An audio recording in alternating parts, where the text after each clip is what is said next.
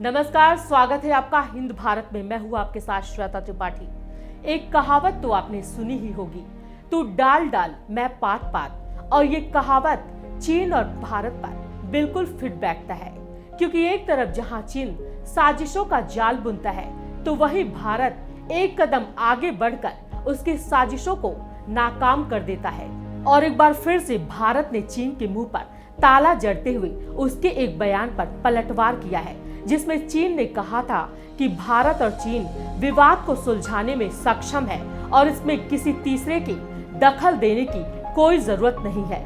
और अब चीन के इसी विवाद को लेकर भारत ने पलटवार किया है, जिसमें उन्होंने कहा है कि सीमा विवाद को लेकर चीन के साथ हो रही वार्ताओं का दूसरों मुद्दों से कोई संबंध नहीं है।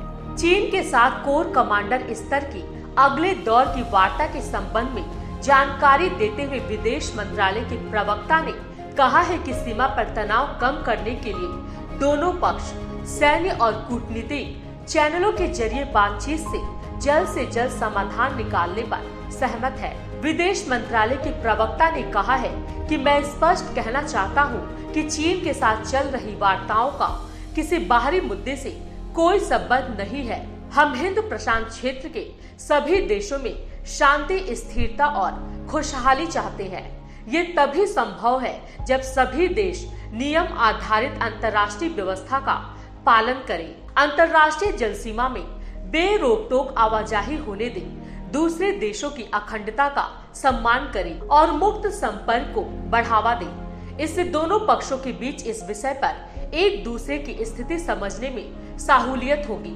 दोनों पक्ष अपने नेताओं के बीच इस सहमति को बदलाव में नहीं बदलने देंगे, साथ ही सीमा पर शांति सद्भाव बनाए रखने के लिए मिलकर काम करेंगे। उल्लेखनीय है कि बीका समझौता के तहत अमेरिका भारत को उच्च स्तरीय सैन्य तकनीकी देने को राजी हो गया है, जिसमें उसने अब तक गिने चुने देशों को ही दिया था।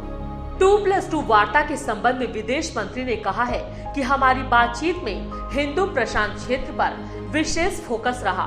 2+2 वार्ता के दौरान पूर्वी लद्दाख और हिंद प्रशांत क्षेत्र में चीन की दादागिरी का मामला उठा था और अमेरिकी विदेश मंत्री माइक पोम्पियो ने भारत की रक्षा के लिए किए जा रहे प्रयासों को अपने देश का समर्थन देने की बात कही थी। तो वहीं दक्षिण चीन सागर में चीन अमेरिका के साथ टकराव की स्थिति में है और अंतर्राष्ट्रीय नियमों का उल्लंघन कर आक्रामक गतिविधियां कर रहा है।